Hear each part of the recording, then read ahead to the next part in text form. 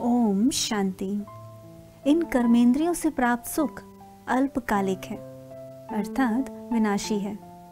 और जब तक आप बच्चों को इनसे प्राप्तियों का रस अनुभव होगा, तब तक आप अविनाशी सुख और शांति का अनुभव सदाकाल नहीं कर सकते।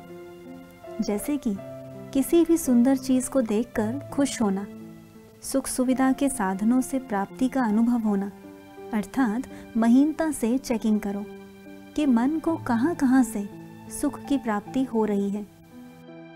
यदि इस देह और देह की दुनिया से ही सुख की प्राप्ति होती रही, जो कि अभी अभी सुख और अभी अभी दुख देने वाली है, तब आप सदा काल के लिए अतीन्द्रिय सुख का अनुभव नहीं कर सकते। ऊंच पद की प्राप्ति करनी है तो चेकिंग भी महीनता से करनी पड़ेगी। यह त्याग सुखों का त्याग नहीं, दुखों का त्याग है, क्योंकि कुछ ही समय में यह 5 तत्वों से बना संसार अत्यधिक दुख में परिवर्तन होने वाला है। बस सब कुछ करते भी अपनी मन बुद्धि सब चीज़ों से निकाल मुझ में लगा लो, अर्थात स्वयं को विशेष आत्मा समझ मुझ परमात्मा के प्यार में खो जाओ, क्योंकि परमात्म प्यार से प्राप्त सुख ही अविनाशी सुख है। यह मत सोचो कि इसका भी त्याग करना है, इसका भी त्याग करना है। नहीं, केवल आपको इन सब चीज़ों का ज्ञान होना चाहिए, परंतु संकल्पों द्वारा परमात्मा द्वारा प्राप्त खुशी सुख अर्थात बेहद और अविनाशी प्राप्तियों में रमन करो।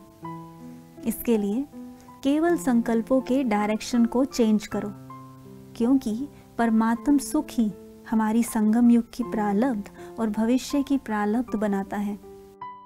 जब त्याग करते हो तो भारी हो जाते हो, और जब प्राप्त हुई प्राप्तियों और प्राप्त होने वाले सुख के बारे में सोचते हो तो ऑटोमेटिकली उमंग उत्साह में आगे से आगे बढ़ने लग जाते हो। कोई भी त्याग हठपूर्वक नहीं, बल्कि ज्ञानी तू आत्मा बन परमात्म प्यार से करना है। फिर वो त्याग नहीं रहेगा, बल्कि ऊंचा भाग्य बनाने का साधन बन जाएगा।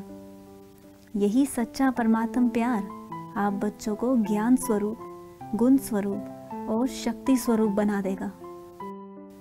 आप सब बच्चों को बस बाबा के साथ बैठ अपने ओरिजिनल स्वरूप और ओरिजिनल कर्तव्य की स्मृति में रहना है।